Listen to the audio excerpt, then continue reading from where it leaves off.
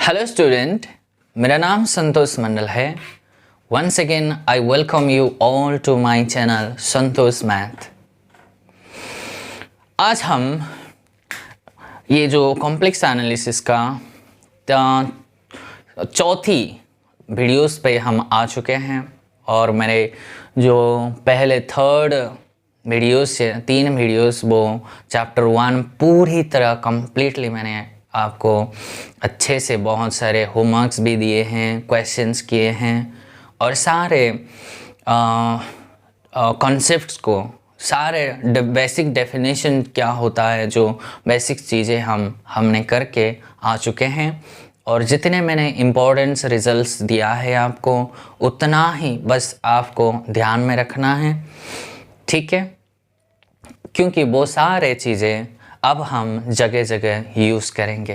Domain क्या होता है, रीज़न क्या होता है ना? वो सारे चीज़ हम बारी बारी लगभग हम पूरे कॉम्प्लेक्स एनालिसिस में या फिर किसी भी रियल एनालिसिस में ये सारे हम यूज़ करेंगे, ठीक है जी।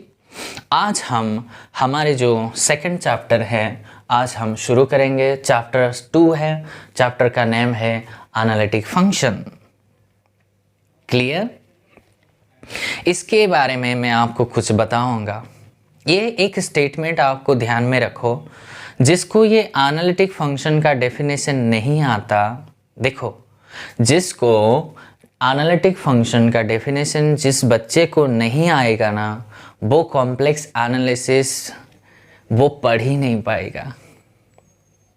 समझ रही हो? लेकिन कॉन्वर्स ट्रू नहीं है। किसी बच्चे को अगर एनालिटिक फंक्शन का डेफिनेशन ही आता है तो थोड़ी ना उसको कॉम्प्लेक्स एनालिसिस आ सकता है, लेकिन अगर काम करेगा तो आ ही सकता है, ठीक है? कॉन्ट्रापोजिटिव बड़ा शानदार है ना। जिसको मतलब जिसको कॉम्प्लेक्स एनालिसिस आता है उसको तो ऑफ कोर्स ये मतलब जिसको नहीं आता है एनालिटिक फंक्शन का कैसे आएगा। तो ये स्टेटमेंट आपको ध्यान में रख के चलना होगा कि एनालिटिक फंक्शन, एनालिटिक इस चैप्टर में या फिर एनालिटिक फंक्शन में क्वेश्चन नहीं आएगा, ऐसा आज तक नहीं हुआ, ठीक है? तो वेरी वेरी इंपॉर्टेंट चैप्टर है ये। एनालिटिक के बिना या एनालिटिक के बिना कोई कॉम्प्लेक्स एनालिसिस थोड़ी ना होता है। इसीलिए कहा गया है किसी बच्चे को अगर एनालिटिक फंक्शन का डेफिनेशन नहीं आता तो उसको तो कॉम्प्लेक्स एनालिसिस नहीं आएगा। क्लियर? हम अपना काम यहाँ से आपको एमसीक्यू में, एससीक्यू में लगभग सारे क्वेश्चन आपको मिल जाएंगे। काम कैसे करेंगे, सारे रिजल्ट्स को आप याद कर लो। प्रूफ तो बहुत हार्ड है, इसीलिए मैं प्रूफ्स नहीं करवाऊंगा, लेकिन रिजल्ट्स में दे दूंगा आपको, थ्योरम दे दूंगा और चीज़ें आपको कैसे कनेक्ट करना है वो आपको मैं बताऊंगा, ठीक है? चलो फिर शुरू करते हैं। चैप्टर 2 है। चैप्टर 2 में 2 ही टॉपिक है। एक होता है एनालिटिक फंक्शन और दूसरी हार्मोनिक फंक्शन, ठीक है? और हार्मोनिक फंक्शन में हमेशा एक क्वेश्चन आपको मिल जाएंगे। एनालिटिक फंक्शन में तो हमेशा ही मिल जाएंगे आपको, ठीक है? तो ये चैप्टर तो वेरी वेरी, आप जितने भी लिख सकते हो, वेरी वेरी इम्पोर्टेंट है। उससे पहले एनालिटिक फंक्शन को जाने से पहले कुछ बेसिक सा डेफिनेशन मैं आपको दे दूंगा। लिमिट का डेफिनेशन और कंटिन्यूटी का डेफिनेशन, उसके साथ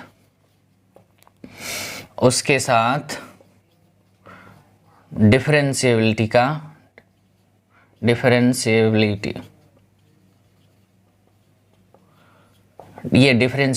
का, ये 3 फंक्शन को आपको अच्छे से डेफिनेशन आप पढ़ लो। ये दो देखो, ये जो लिमिट कंटिन्यूटी डिफरेंशिएबिलिटी ना, जब रियल एनालिसिस हम पढ़ेंगे ना, यहाँ तो इतने काम करेंगे कि बच्चों आप सोच भी नहीं सकते। देखिए इतने कॉन्सेप्ट इसके अंदर रियल एनालिसिस जब पढ़ाऊँगा आप सोचेंगे कि ऐसे भी कुछ चीज़ें था क्या, मैंने कभी नहीं सुना। आप ज़रूर ये सोचेंगे क्योंकि ये रियल एनालिसिस में बहुत ही इम्पोर्टेंट रोल प्ले करता है। लेकिन कॉम्प्लेक्स एनालिसिस में थोड़ी बहुत इसका डेफिनेशन ही आपको आएगा तो कोई बात नहीं। देखो रियल एनालिसिस में थोड़ा बहुत मैं आपको बताऊंगा।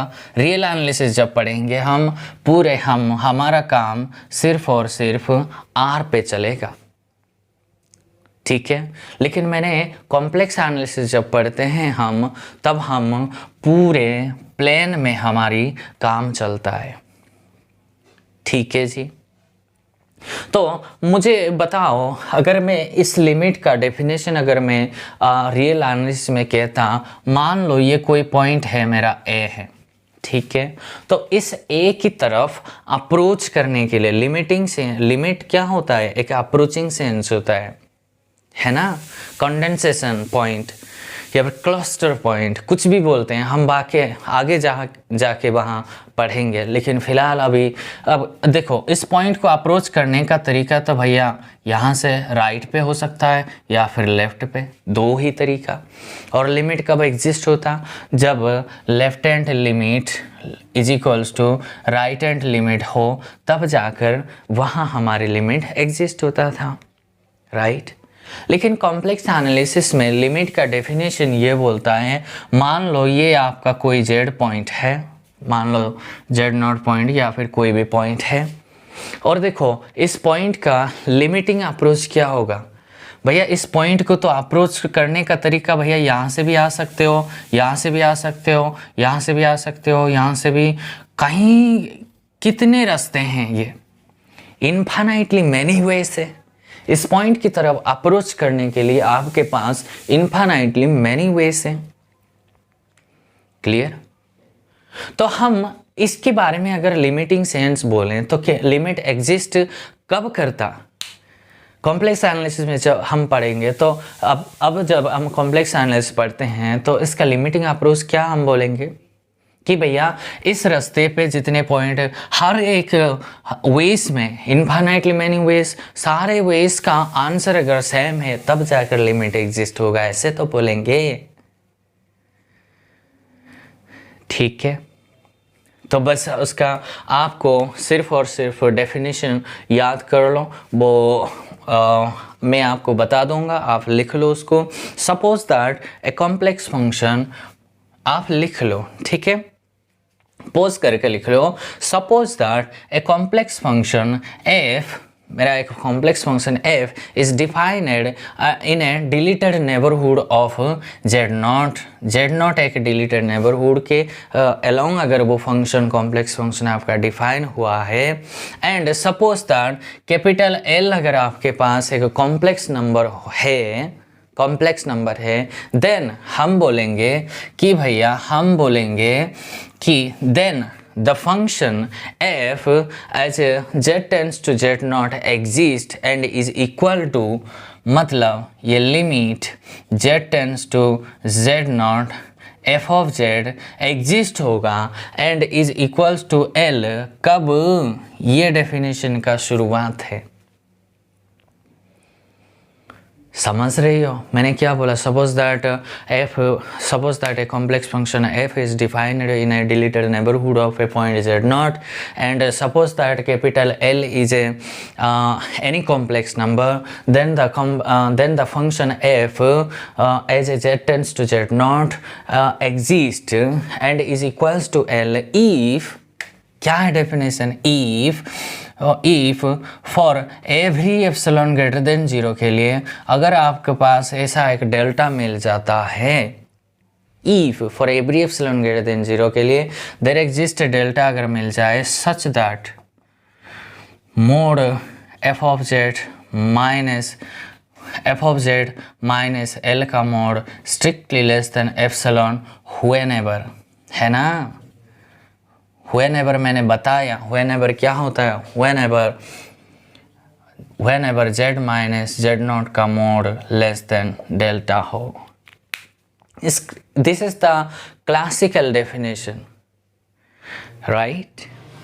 लिमिट किसी भी पॉइंट का, किसी भी कॉम्प्लेक्स फंक्शन का लिमिटिंग, जो लिमिट क्या होता है, यही है इसका डेफिनेशन। इस डेफिनेशन का मतलब समझो। आप मुझे पहली स्टेप क्या है, ये पहली स्टेप, आप मुझे कोई भी एप्सिलॉन एक दे दो, ठीक है, और उस एप्सिलॉन के लिए सेकंड स्टेप क्या है मेरा, ये सेकंड स्टेप है। उस एप्सिलॉन, आपने मुझे कोई एप्सिलॉन दिया, हाउएवर पॉजिटिव, हाउएवर लार्ज, कहीं कहीं ऑथर हाउएवर लिखना पसंद करते हैं क्योंकि वो लैंग्वेज को एम्फसाइज करने के लिए, कुछ भारी रखने के लिए वो बोल देते हैं। अब हाउएवर स्मॉल लिखो, हाउएवर लार्ज लिखो, कोई दिक्कत नहीं भैया। हाउएवर स्मॉल इसलिए लिखते हैं, 0 से बड़ा कोई भी रियल नंबर मुझे दे दो। भैया 0 से बड़ा कोई रियल नंबर तो कितने छोटे भी होते हैं ना, ठीक है। इसीलिए इसका वैल्यू यही है। आप मुझे कोई भी एप्सिलॉन दे दो, उसके लिए मैं आपको ऐसा एक डेल्टा दे दूंगा, और मैं जाके, ये थर्ड स्टेप है, ये थर्ड स्टेप है, और मैंने जो, आपने जो एप्सिलॉन दिया उस हिसाब से मैं ऐसा एक डेल्टा दूंगा, तो मैं चेक करूंगा ये distance between Z minus z not का मोड लेके चलूँगा, और अगर वो मेरे दिए हुए डेल्टा से अगर कम आया ना, तो ये फिर फोर्थ स्टेप ये बन जाएंगे। देन ये गारंटी है इसका मॉडुलस हमेशा, इसके ऊपर अगर f डालोगे तो ये हमेशा आपके द्वारा दिए गए एप्सिलॉन से कम ही आएंगे। ये डेफिनेशन है बच्चों, ठीक है। अब हम कॉन्टिन्यूटी के डेफिनेशन में आएंगे, ठीक है। कॉन्टिन्यूटी का डेफिनेशन आप लिख लो, a complex function f is a said to be continuous. अगर कोई भी फंक्शन कॉन्टिन्यूस होता है तो किसी भी एक पॉइंट पे होता है ना, right.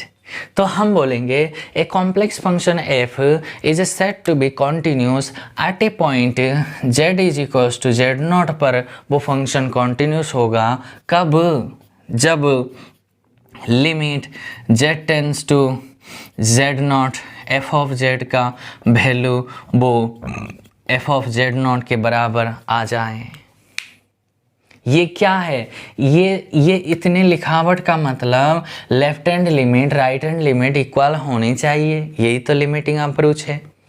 The value limit of the function is equals to value of the function, ये बोलते हैं ना।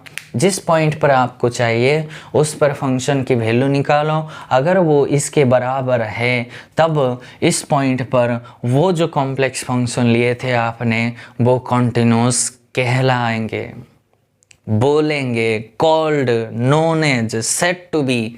ये डेफिनेशन जब आते हैं सेट टू बी यूज किया जाता है, थ्योरम में थोड़े ना सेट टू बी यूज करोगे, क्लियर। यही है डेफिनेशन। ये इसका क्राइटेरिया आप एक बार लिख लो, क्राइटेरिया क्या है किसका, कॉन्टिन्यूटी होने के लिए क्राइटेरिया क्या है। ए फंक्शन ये रिजल्ट है, a function f is continuous at z is equals to z not. कोई भी फंक्शन इस पॉइंट पर कॉन्टिन्यूस होने के लिए मेरे पास 3 रिक्वायरमेंट है।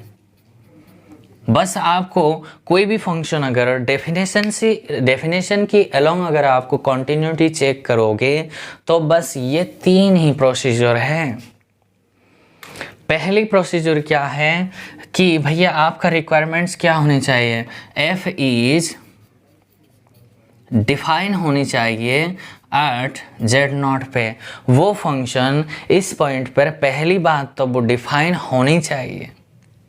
अगर उस पॉइंट पर ही फंक्शन डिफाइन नहीं है तो भैया आपको किसने परमिशन दे दी कि वो फंक्शन कॉन्टिन्यूटी के बारे में आप बात कर सको, क्लियर। तो दूसरी केस क्या है भैया, लिमिट एग्जिस्ट होनी चाहिए, limit z tends to z not आप कैलकुलेट करो एफ ऑफ जेड, ये क्या होनी चाहिए, एग्जिस्ट होनी चाहिए, लिमिट एग्जिस्ट होनी चाहिए। इसका मतलब क्या है, that is left hand limit is equals to right hand limit होनी चाहिए आपके पास। समझ गए हो? कोई बच्चा कहता है सर फंक्शन डिफाइन है और ये लिमिट एग्जिस्ट है, क्या मैं बोल सकता हूँ कॉन्टिन्यूस है फंक्शन? नो। और तीसरी रिक्वायरमेंट्स भी सेटिस्फाई होनी चाहिए ना। मैंने लॉजिक के लेक्चर में बताया एंड स्टेटमेंट कब, एंड स्टेटमेंट का नेगेशन कब होल्ड करता है, बहुत सारे डिटेल में बात किया, इसीलिए मैं इतने आसान से मैं पढ़ाते चले जा रहा हूँ। शुरुआत अगर आपका जर्नी बहुत मजबूत है, मस्त में अगर आपने काम किए, ज़िंदगी में आप हंसते खेलते फूलते रहोगे बच्चों।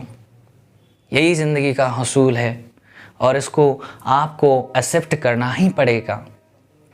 आज अगर मस्ती करोगे, ज़िंदगी में बहुत रोने का समय आएंगे। अगर आप रो के काम करते चले जाओगे, ज़िंदगी में बहुत खुशी से रहोगे। ठीक है, मैं छोटी छोटी बातें आपको कभी ऐसे क्लासेस में ऐसे मोटिवेट आपको करके रहूँगा ही। ठीक है, चलो तीसरी केस क्या होनी चाहिए भैया, limit z tends to z not f of z आपके एफ ऑफ जेड नॉट के बराबर ही होनी चाहिए। अगर ये तीन कंडीशन सेटिस्फाई हो गई तो उस फंक्शन को इस पॉइंट पे कंटिन्यूस होगा। डिफरेंशिएबल के बारे में अभी तक मैंने नहीं आया, तो यहाँ से क्लियर कट है, यहाँ से क्लियर कट में एक स्टेटमेंट आपको दे सकता हूँ ना, दे सकता हूँ कि भैया कॉन्टिन्यूटी इम्प्लाइज लिमिट, राइट। ये पहली रिजल्ट आ गई। अगर कोई फंक्शन कॉन्टिन्यूस है किसी भी पॉइंट पर, उस पॉइंट पे तो लिमिट एग्जिस्ट ही किया ही होगा।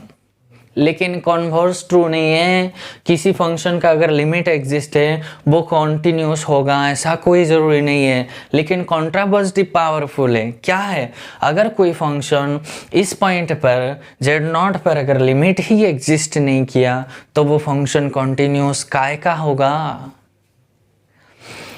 10वीं क्लास कोई बच्चा अगर पास नहीं किया तो 12वीं क्लास वो कैसे पास करेगा? कर भी सकता है अगली साल, लेकिन अब की बार मैं बता रहा हूँ। ठीक है, कंटिन्यूसली 12th क्लास होता है, लिमिट 10th क्लास होता है। जिसने 12th क्लास रखा है वो तो 10th क्लास करके ही करा ही है ना। समझ रही हो? अब आते हैं हमारी डिफरेंशिएबिलिटी के चैप्टर, डिफरेंशिएबिलिटी के डेफिनेशन में। ये डिफरेंशिएबिलिटी के डेफिनेशन में मैं थोड़ा बहुत आ जाऊंगा। ठीक है, चलते हैं। ये डिफरेंशिएबिलिटी का फंक्शन का डेफिनेशन आप लिख लो। ए फंक्शन एफ या फिर ए कॉम्प्लेक्स फंक्शन कोई भी आप बता दो। A complex function f is said to be differentiable at a point z is equals to z not if, ये तो इफ हमेशा रहेंगे। पहली बात क्या होनी चाहिए, f is continuous at z is equals to z not. पहली बात तो वो फंक्शन कॉन्टिन्यूस होनी ही होनी चाहिए। दूसरी बात क्या होनी चाहिए भैया, f dash at z not अगर करोगे ना, वो limit z tends to z not, हम जानते हैं ये f of z minus f of z not by z minus z not exist,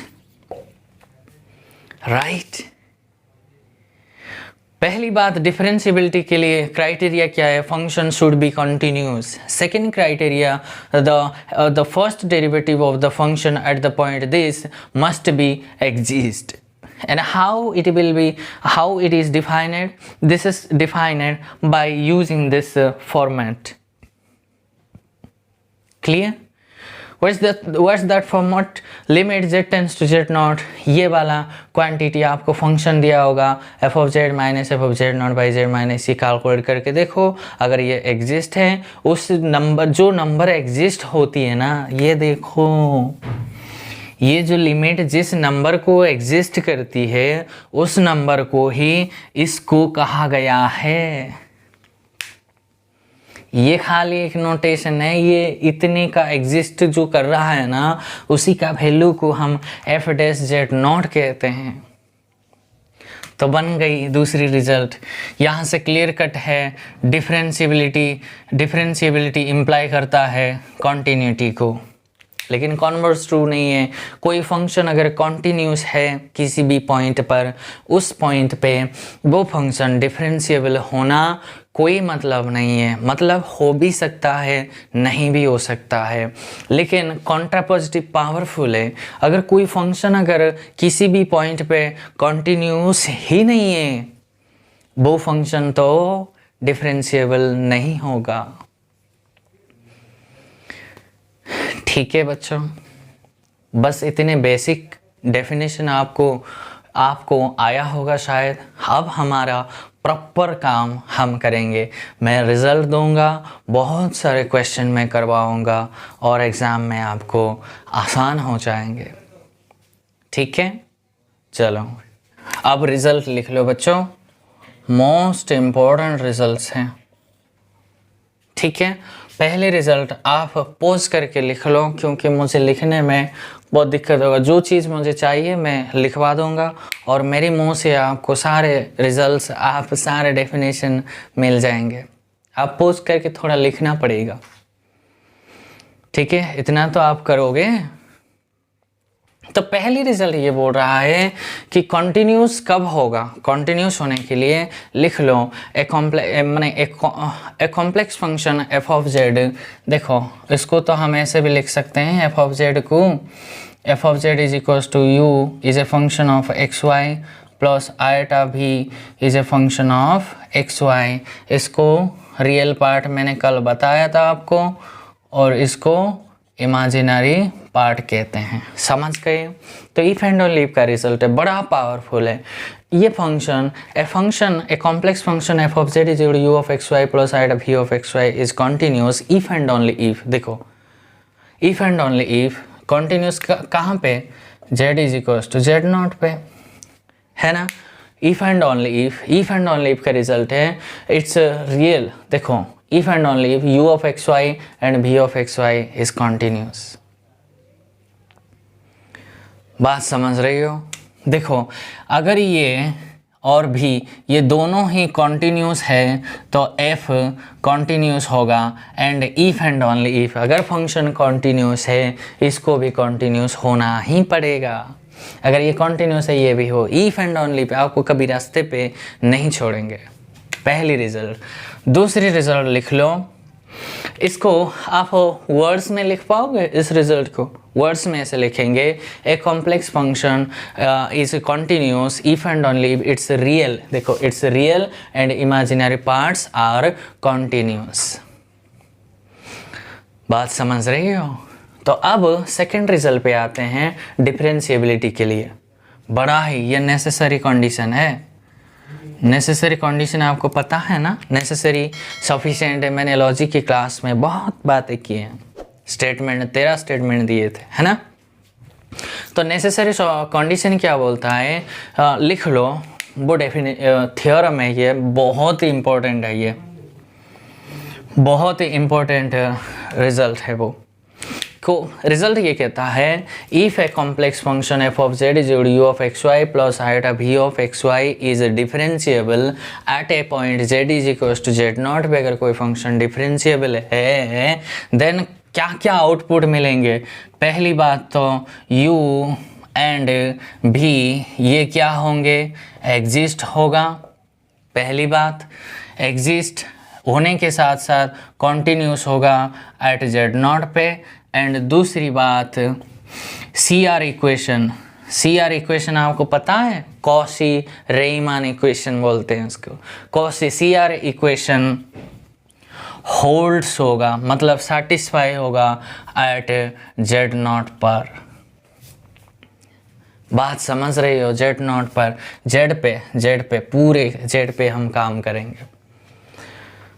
समझ में आ रहा है? सी आर इक्वेशन क्या होता है हम जानते हैं, curly u by curly x बराबर curly v by curly y होती है, and curly u by curly y is equals to negative time of curly v by curly x. यही तो सी आर इक्वेशन होता है।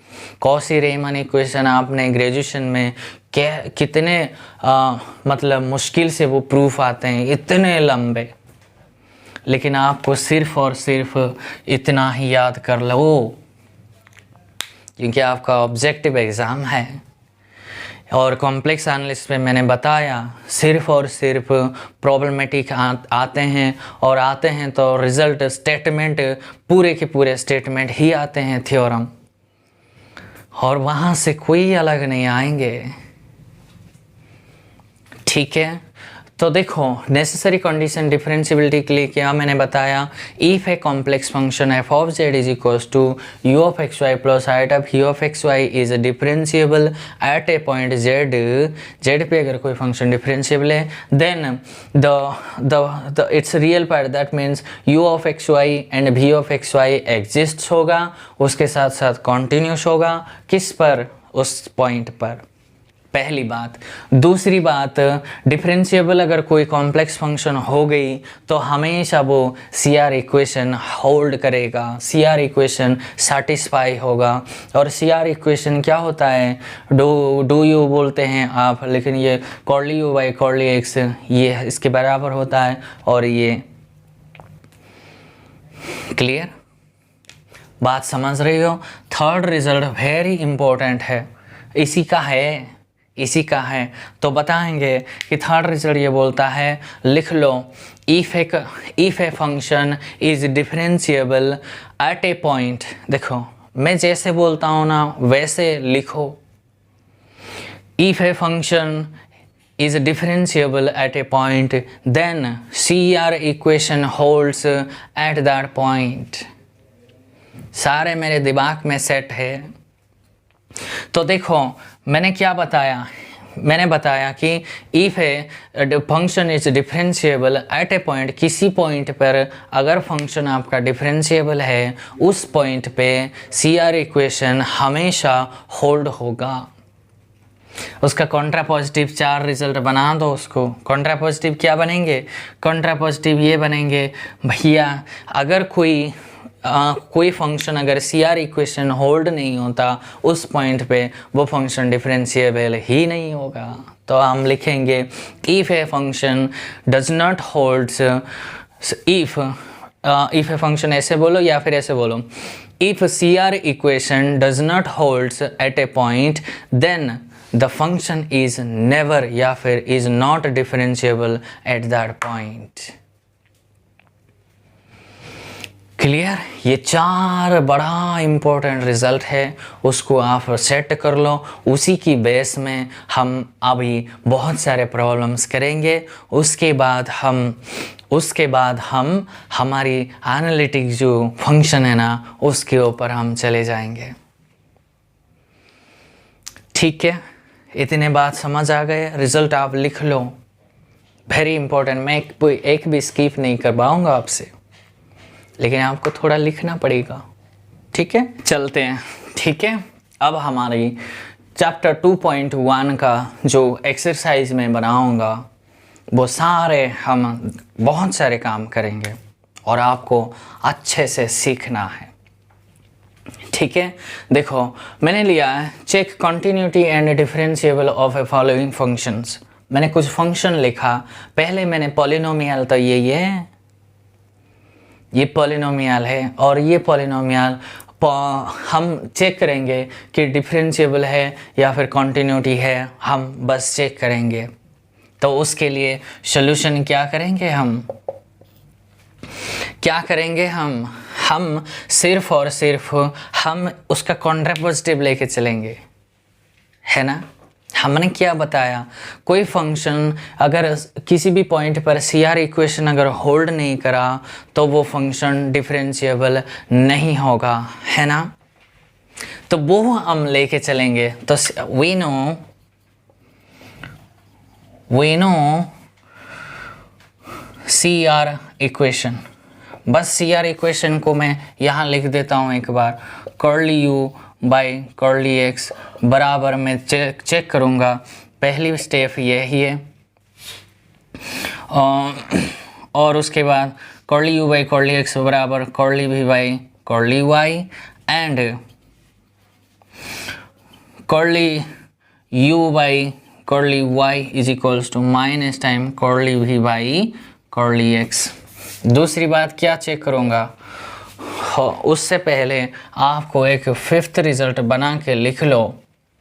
अब हमने डिफरेंशिएबिलिटी का नेसेसरी कंडीशन लिख ली, अभी डिफरेंशिएबल का सफिशिएंट कंडीशन तो लिखेंगे। तो सफिशिएंट कंडीशन ये है कि भैया कोई फंक्शन, मतलब ये है सफिशिएंट कंडीशन, आप लिख लो, if u of x y and v of x y exist and continuous. देखो, if u of x y and v of x y are continuous and are continuous first order partial derivatives at a point z0 या फिर z पर, okay पहली बात। And second thing, if CR equations holds at a point z0 पे या फिर z पे, then the function is differentiable. तो सफिशिएंट कंडीशन क्या बना, डिफरेंशिएबल होने के लिए पहली बात curly U by curly X, curly U भाई कर्ली Y, कर्ली V भाई कर्ली X, कर्ली V भाई कर्ली Y, ये क्या होनी चाहिए, ये आपके पास फर्स्ट ऑर्डर पार्शियल डेरिवेटिव्स तो ये है, ये फर्स्ट ऑर्डर पार्शियल डेरिवेटिव्स क्या होनी चाहिए, कॉन्टिन्यूस होना चाहिए। किस पर, इस पर z पॉइंट पर। दूसरी बात क्या होनी चाहिए, CR इक्वेशन होल्ड होनी चाहिए। अगर ऐसा है, ये हाइपोथेसिस इफ इतना है, तो देन में कहेंगे इस जो फंक्शन f इज डिफरेंशिएबल होगा। किस पर, z पॉइंट पर। This is the sufficient condition. और देखो, इसी के अलोंग हमारा काम शुरू करेंगे। तो दूसरी बात ये क्या होनी चाहिए कि curly U by curly X, curly U by curly Y, curly V by curly X, curly V by curly Y। हमको बस हमारे किसी भी फंक्शन आपके पास है, उस फंक्शन को डिफरेंशिएबल या कॉन्टिन्यूस चेक करने के लिए बस आप इतने ही आप चेक करोगे, ठीक है। काम करें।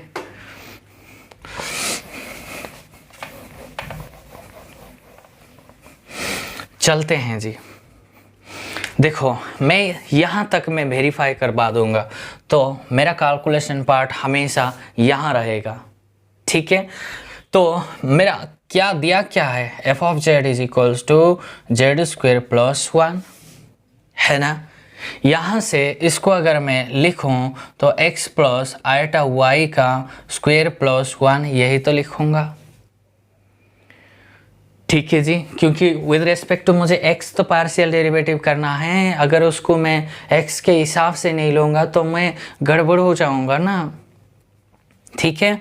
तो उसको खोल दो, a square plus b square, that means minus y square plus 2ab, right, plus का 1। अब मुझे रियल पार्ट अलग से लिख दो, x square minus y square plus 1, ये हुआ real part, plus imaginary part क्या है 2xy। बात समझ रही हो, ये आया आपके पास। तो therefore u of x y कौन है भैया, u ऑफ एक्स वाई ये रियल पार्ट है, that means x square minus y square plus 1 है। And v of x y क्या है, v ऑफ एक्स वाई है 2xy। क्लियर? आपको चाहिए क्या है? बस इतना तो चाहिए, z को xy टर्म से कन्वर्ट कर लो, उसको रियल पार्ट को एक अलग अलग सी निकालो और इमेजिनरी पार्ट्स को अलग निकालो। उसके बाद आपको तो बस यही चेक करना है, आप फाइंड आउट कर लो कर्ली यू, ये इसके वैल्यू आप फाइंड आउट कर लो। उसको मैं और एक डेकोरेशन कर दूंगा ताकि मुझे लिखने में परेशान नहीं आए। ठीक है बच्चों? तो मैं ऐसे लिखवा दूंगा उसको, curly u by curly x की वैल्यू यहाँ एक बार फाइंड आउट कर देता हूँ, और दूसरी बात curly u by curly y का वैल्यू यहाँ फाइंड आउट करूँगा, और curly v by curly x का वैल्यू यहाँ फाइंड आउट करूँगा, curly v by curly y का वैल्यू मैं यहाँ फाइंड आउट करूँगा। और मुझे इक्वालिटी किसको देखना है? इसके इसके इक्वल अगर है और इसके इसके नेगेटिव अगर है तो मेरा काम बन जाएंगे। और दूसरी तो यही है ux uy vx vy, इसको ऐसे भी तो लिख सकते हो curly u by curly x को। अब मुझे बताओ इसका वैल्यू क्या है? यहाँ से आ जाओ, ये पार्शियल डेरिवेटिव करना है विद रिस्पेक्ट टू x, तो क्या बनेंगे? ये 2x है। ठीक है, और कर्ली यू बाई यू को विद रिस्पेक्ट टू y करोगे तो -2y बनेंगे। राइट जी। अब मुझे बताओ कर्ली भी को विद रिस्पेक्ट टू x करोगे, विद रिस्पेक्ट टू x करोगे पार्शियली, तो y को कांस्टेंट ट्रीट करोगे ना? नहीं, 2y आ गए, है ना? तो विद रिस्पेक्ट टू y आपको करना है तो सिर्फ और सिर्फ 2x बनेंगे। राइट? देखो ये तो पॉलिनोमियल है, ये तो पॉलिनोमियल है ना? ये सारा का सारा, ये भी पॉलिनोमियल, ये भी पॉलिनोमियल, पॉलिनोमियल। और हम एक रिजल्ट लिख लो, कोई भी फंक्शन अगर पॉलिनोमियल है, पॉलिनोमियल फंक्शन हमेशा डिफरेंशिएबल कॉन्टिन्यूस एवरीवेयर होता है। ठीक है, तो दूसरी कंडीशन तो सेटिस्फाई हो गई, है ना? तो CR इक्वेशन क्या सेटिस्फाई है? क्या ये इसके साथ बराबर है? क्या curly u by curly x क्या इसके बराबर है? हाँ जी है, 2x is equal to 2x।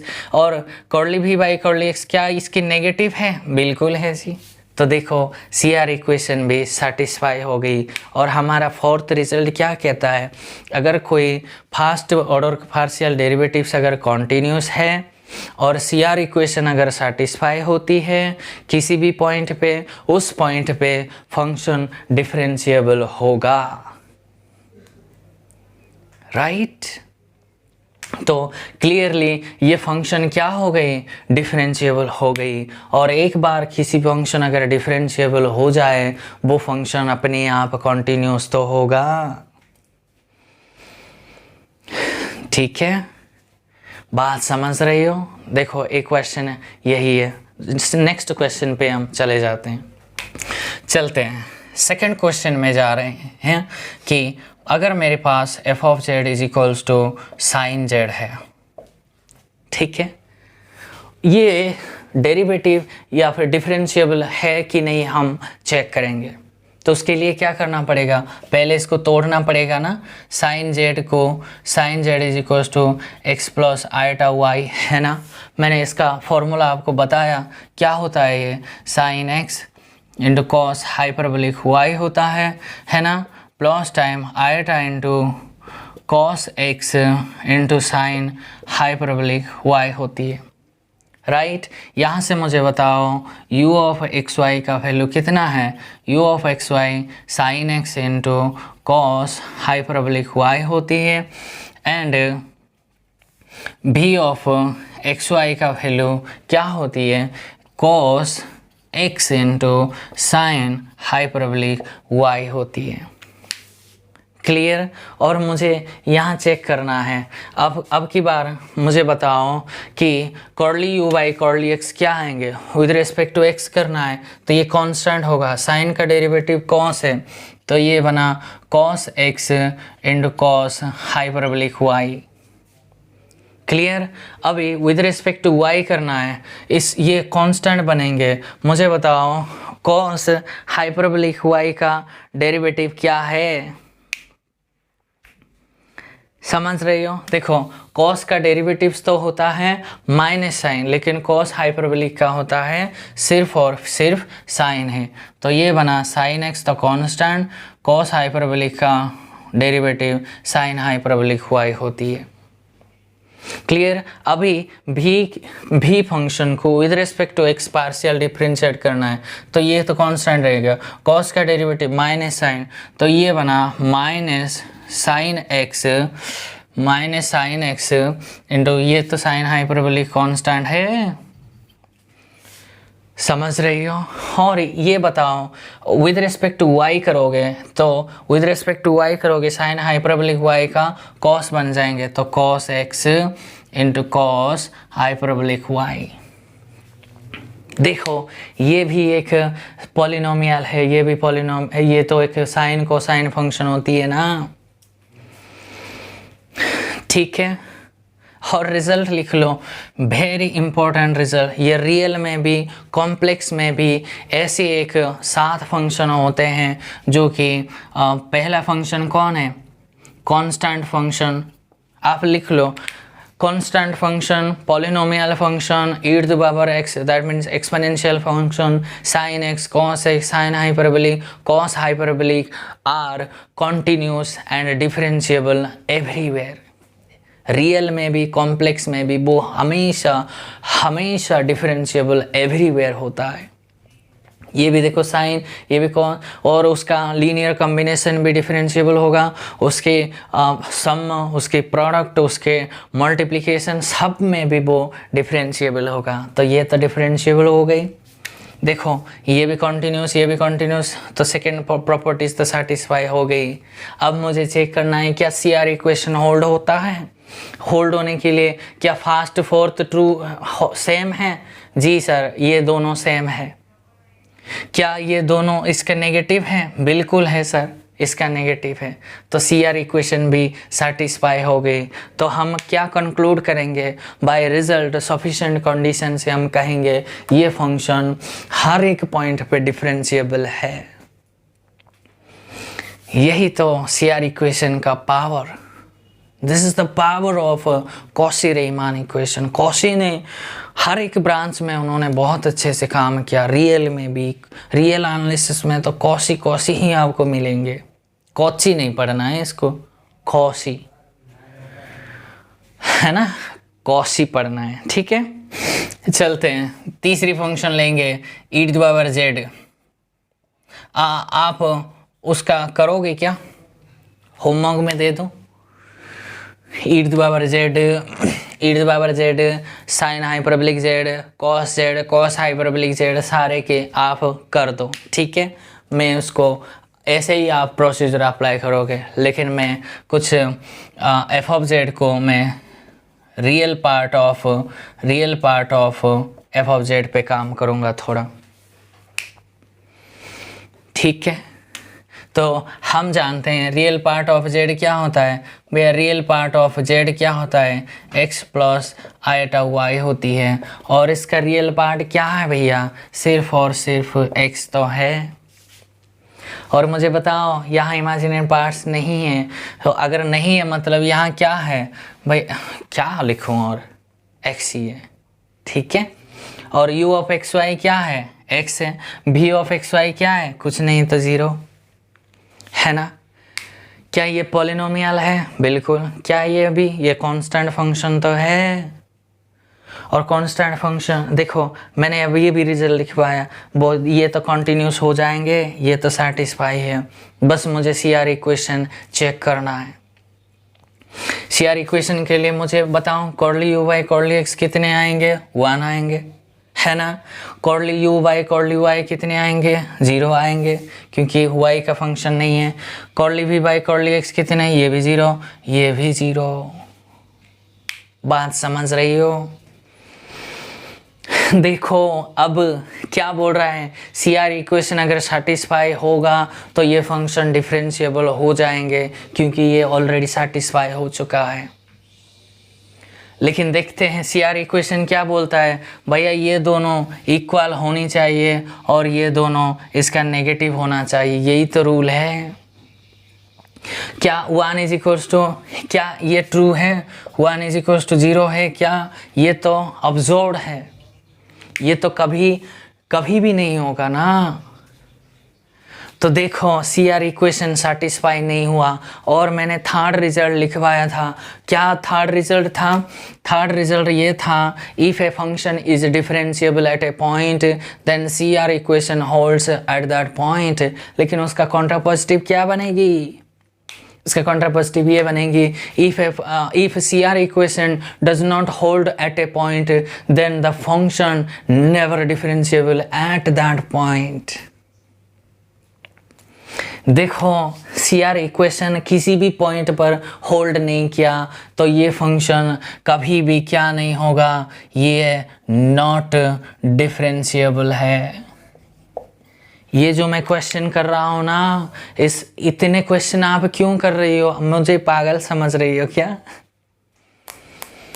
मेरे इतने क्वेश्चन करवाने के पीछे बहुत बड़ा थीम है, बहुत बड़ा थीम को मैं जनरेट करवाऊंगा और आपको इतने सुकून मिल जाएंगे उस थीम को सुनने के बाद, मज़ा आ जाएगा। ठीक है, हाँ, समझ में आ गया। तो यह अब हम कहेंगे किसी भी रियल पार्ट ऑफ जेड कभी भी डिफरेंशिएबल नहीं होगा और डिफरेंशिएबल नहीं होगा। क्या कॉन्टिन्यूस नहीं होगा? मैंने ऐसा कभी नहीं कहा। ठीक है, समझ रही हो बच्चों?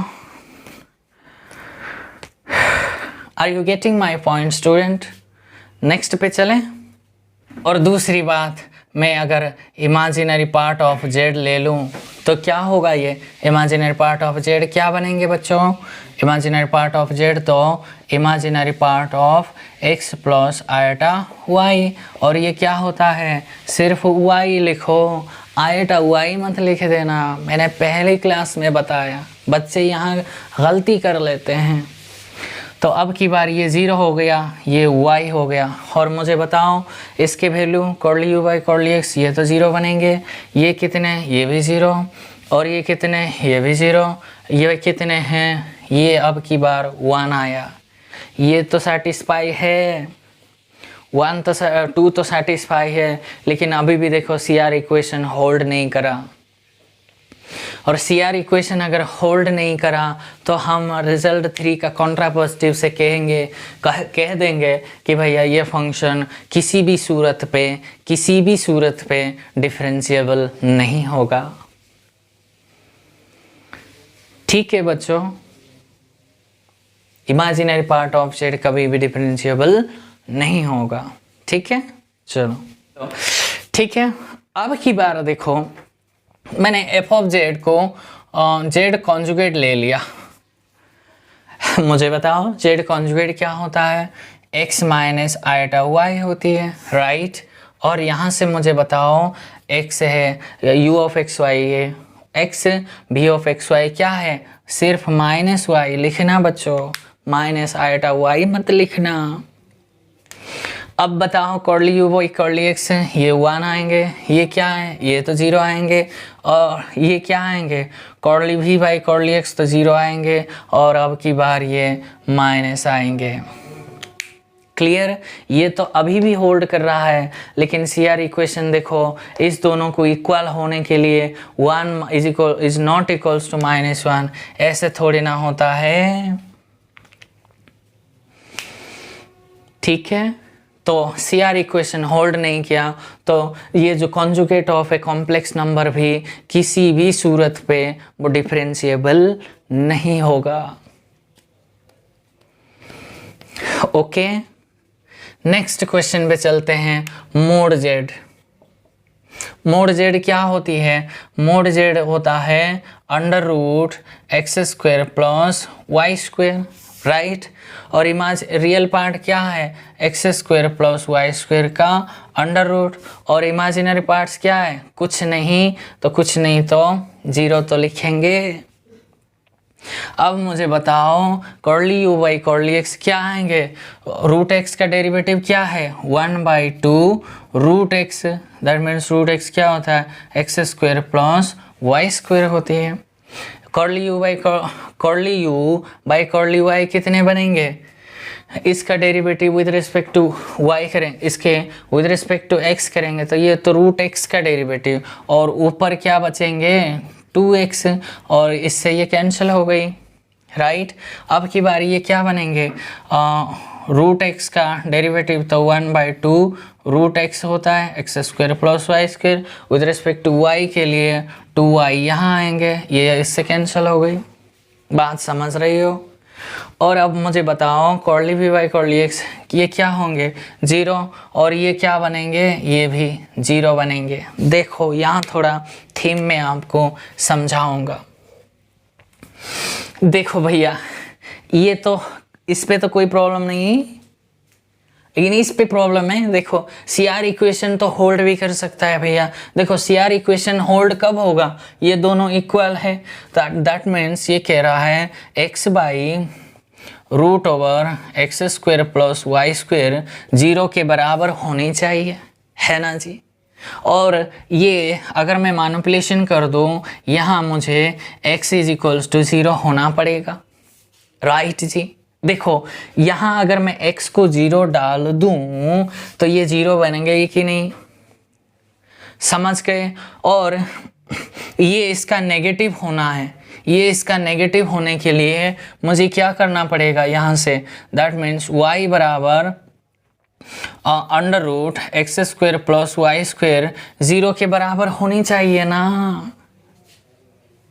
तो यहाँ से क्लियर कट दिखाई दे रहा है y इज इक्वल्स टू 0 होना पड़ेगा। देखो दोनों दो अननोन थे और ये कह रहा है भैया CR इक्वेशन इसको इक्वल होने के लिए x को 0 होना पड़ेगा, इसको इक्वल होने के लिए मतलब नेगेटिव होने के लिए इस y को 0 होना पड़ेगा। भैया दोनों ही 0 हो गई तो काम क्या बचा, ऐसे थोड़ी ना हो सकता है। किसी भी दो अननोन है आपके पास, दोनों 0 है तो इसका क्या ट्रिवियल तो बनेंगे।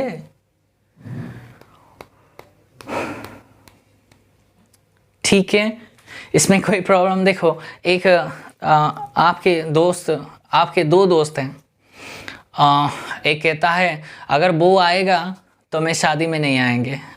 अगर मेरे मान लो किसी दोस्त का शादी है, वो बोलता है सर वो दोस्त आएंगे तो मैं नहीं आऊँगा, और ये बोलता है वो आएंगे तो मैं नहीं जाऊँगा। अरे भैया इससे क्या करें, उस दोनों को ही मत बुला लो, है ना, ये समझाने के लिए।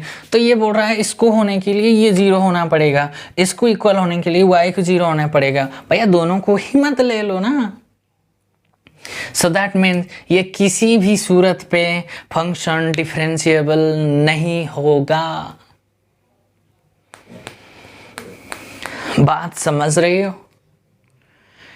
इतने थीम जो मैंने आपको डेवलप करने की कोशिश किया, इस पे आपको कोई प्रॉब्लम है, कोई दिक्कत है?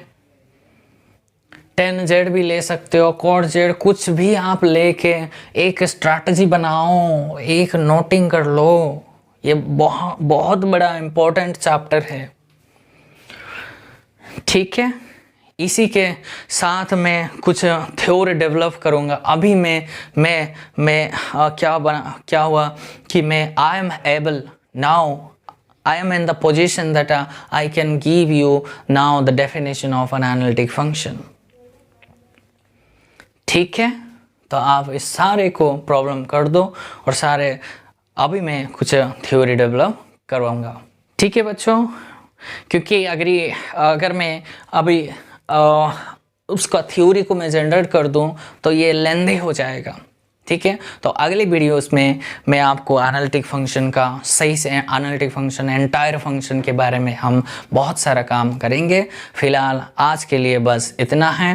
Thanks for watching my video.